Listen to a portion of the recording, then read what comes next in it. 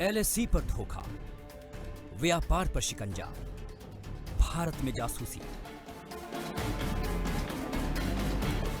चीन का हर धोखा या तो बेनकाब हो चुका है या होता जा रहा है। उसने पहले एलएसी पर धोखा दिया,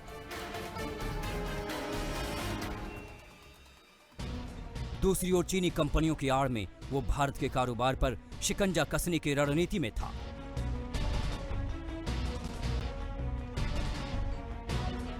चीन एक दोस्त की तरह रहता तो उसके बुरे दिन नहीं आते।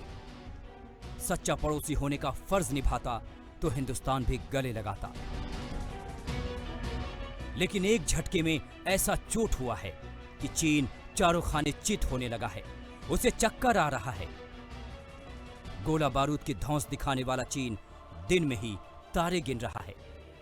वो सोच रहा है कि कहीं कोरोना काल में अर्थव्यवस्था आईसीयू में न चली जाए, जिसका इलाज मुमकिन न हो।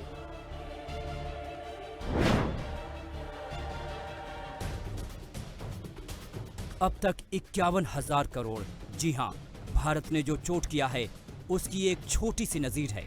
इस आंकड़े को अंत भी नहीं माना जाना चाहिए, क्योंकि चीन पर पाबंदियां जारी हैं। इस मुहिम में सिर्फ हिंदुस्तान ही नहीं, दुनिया के कई देश भी भारत के साथ कदम ताल कर रहे हैं। अब आप बारीकी से समझिए कि चीन को कैसे झटके पर झटका लग रहा है। इस बदलाव की तैयारी अप्रैल में ही केंद्र सरकार ने कर ली थी। इसके मुताबिक भारतीय सीमा से लगे किसी देश के किसी भी व्यक्ति या कंपनी को निवेश से पहले सरकार की मंजूरी लेनी होगी। तब चीन इस फैसले से बौखला गया था। अब इसी बदलाव के तहत जोमैटो जैसी कंपनी में चीनी कंपनी के निवेश को रेड सिग्नल मिल गया है। सरकार ने कुछ दिन पहले ही 59 चीनी ऐप बैन कर दिए। इसके साथ ही TikTok, Helo, SHAREit, VMate app ऐप भारत जैसे बड़े बाजार से क्लीन बोल्ड हो गए। ये चीन को बहुत बड़ा झटका था। खुद प्रधानमंत्री मोदी ने भी अपना वीबो अकाउंट डिलीट कर दिया था। अब सरकार की नजर उन चीनी कंपनियों पर है जिनका रिश्ता पीएलए से रहा है।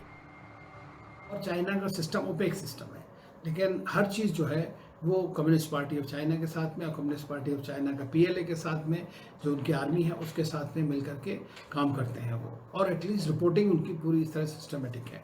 तो जो कम्युनिस्ट कंट्री है वहाँ पे कोई सिक्योरिटी ऑडिट तो है नहीं, कुछ पता नहीं लगता। तो इसलिए उनकी कंपनीज अच्छी तरह से फैल जाए और वहाँ पे आपको एक बड़ा नुकसान पहुँचाने की स्थिति में होती हैं। डिजिटल स्ट्राइक के अलावा चीनी कंपनियों के प्रोजेक्ट से भी तौबा करने की मुहिम चल पड़ी है। इसके तहत हाईवे प्रोजेक्ट में चीनी कंपनियों की एंट्री बैन हो चुकी है। पावर सेक्टर भी चीनी कंपनियों पर सख्ती बरत रहा है। रेलवे थर्मल कैमरा खरीदने का टेंडर रद्द कर चुका है।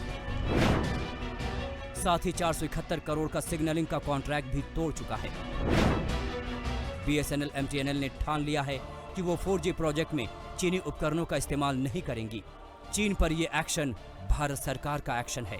कई राज्यों ने भी चीन को सबक सिखाना शुरू कर दिया है। महाराष्ट्र सरकार ने 5,000 करोड़ का 3 चीनी कंपनियों का प्रोजेक्ट ठंडे बस्ते में डाल दिया है।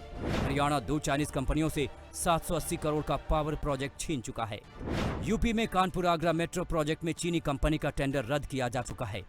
यूपी में ही चीन के बने बिजली मीटर पर पाबंदी लगाई जा चुकी है। बिहार सरकार पुल बनाने के प्रोजेक्ट से जुड़े चीनी कंपनी का टेंडर रद्द कर चुकी है।